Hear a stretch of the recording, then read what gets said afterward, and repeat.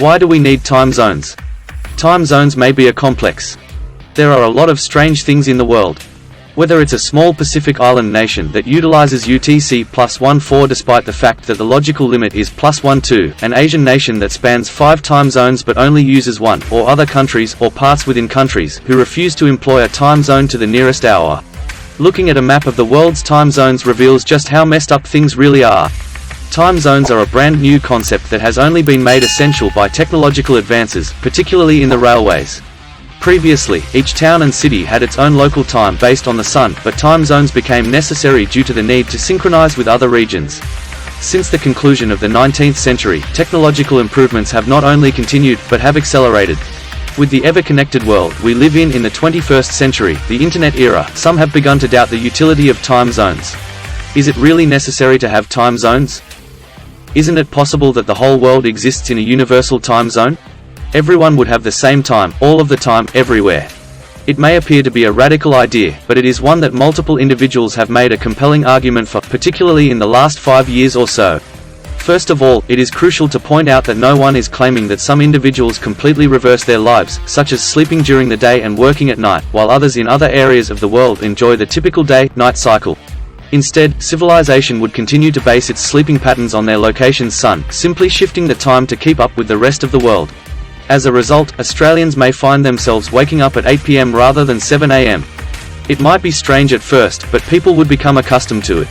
After all, aren't the numbers rather arbitrary? Getting up at 6 p.m. may seem strange, but why? It doesn't have to be that way. So what are the social benefits of setting up such a system? The apparent advantages of this type of setup are that you don't have to negotiate time zones every time you travel or communicate with someone in another time zone.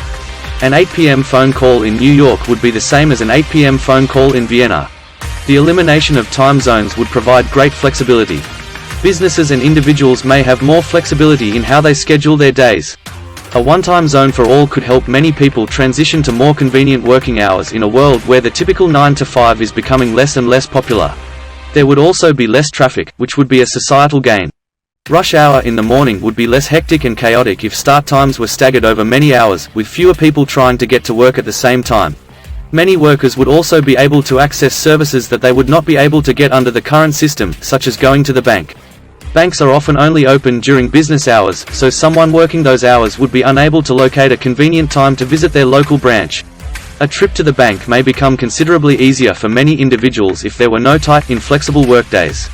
It should probably go without saying that in a world without time zones, daylight saving time would not exist.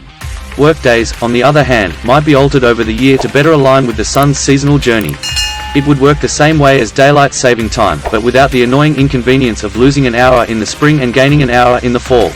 Of course, some might argue that this would cause the same problems as DST, but if the goal is to move away from 9 to 5 business days, that wouldn't be a problem. It is up to the organization, institution, or individual to determine what works best for them. Another benefit of this enhanced flexibility is that the concept of a 9 to 5 weekday isn't ubiquitous. There are so many distinct workdays in different nations, and many people inside those countries don't even follow the cultural norms. Take the siesta in Spain, for example. While this is something that is getting less common these days, it is still something to think about. The country's regular dinner hours differ significantly from those of the rest of the Western world. Dinner around 6 or 7 p.m. may be completely normal in much of Europe and North America, but it would be extremely early for a Spaniard, who might not eat until 10 or even 11 p.m. Having stated that, even if two persons working for the same company in separate time zones have the same 9 to 5 weekday, those 9 to 5s will be at different times. Because different people and businesses have varied requirements and responsibilities, having more flexibility is preferable to being entirely in sync with the local community. On the other hand, there is undoubtedly a compelling case to be made against the abolition of time zones. Although time zones are problematic, many of the so-called issues that a universal time zone would solve might be dealt in other, far less radical ways, and in some cases, a universal time zone would actually exacerbate the problems. First, let's take a look at international calling. Time is never confusing in the absence of time zones, but how can we determine when it is proper to phone another country? What if I want to call my Australian uncle? Should I call right now, at 2 p.m? It's the same time everywhere, but then again, the sun only rose a few hours ago, so I'm not sure. The figures we're using right now may appear arbitrary, but they're not. The middle of the day is around 12 noon, when the sun reaches its highest point. Yes, it differs by region. In certain cases, quite a bit, but at the very least, it's a good rule of thumb. This also provides perspective for other periods of the day. 2 a.m. The majority of folks are most likely sleeping. 1 p.m. Lunchtime. 8:30 a.m. During rush hour, it's a good idea to stay off the roadways if at all possible. Consider this scenario: you've just stepped off an aircraft in a strange nation, it's dark, and you're wondering what time it is. 4 p.m. That's not very helpful, is it? Is it about to get light, or did it just settle? Is it late at night or early in the evening? Time that is not based on the movement of the sun at the current location is meaningless. It will always be necessary to provide additional information in order to determine what time of day it is. Being aware of cultural variations is beneficial in all areas of life, including time zones. However, getting up at 1 p.m., starting work at 2 p.m., returning home at 10 p.m., and going to bed at 5 a.m. is not normal in any community on the planet. Yes, shift workers and people with irregular schedules will always exist, but civilization as a whole revolves around the sun. In this regard, the flexibility argument for eliminating time zones has a significant flaw. While it is true that 9-to-5 jobs are becoming less popular, it would be naive to believe that they are no longer vital. This is how companies work together and how parents bring their children to school in the morning. We will simply have a new 9-to-5 in many places if time zones are abolished. This does not, in and of itself, generate flexibility. So, if the sun rose at 2 p.m. and the banks opened at 4 p.m., wouldn't other businesses follow suit and open at 4 p.m.? The regular workday would just serve as the region's de facto time zone, with the extra burden of figuring out how to organize your day around it. There would be no global norm, which would be perplexing for visitors who are not from the area.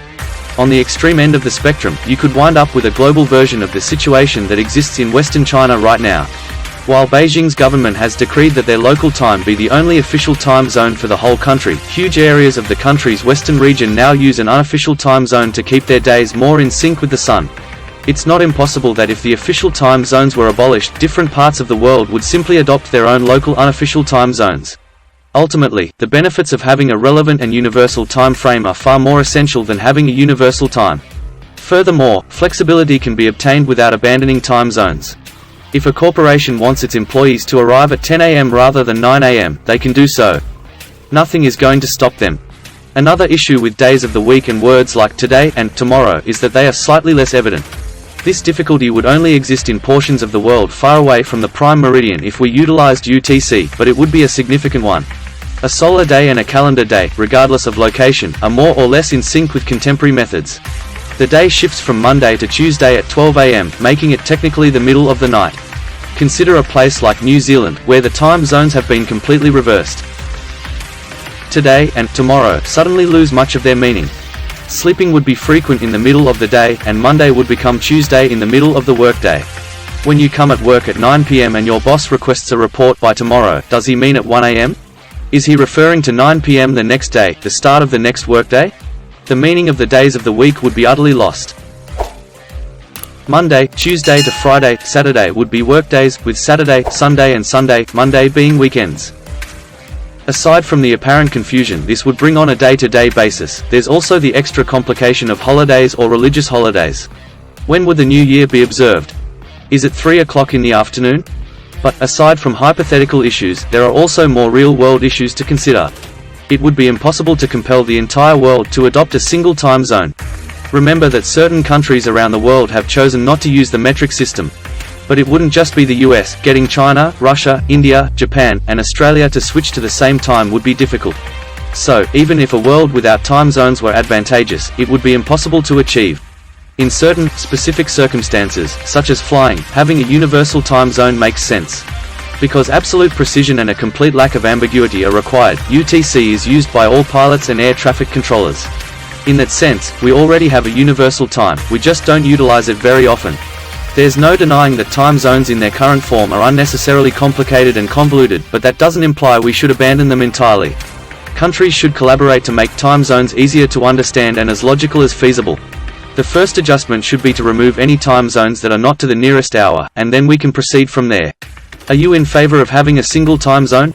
Please comment your answers below. And if you liked this video, be sure to check out our other videos.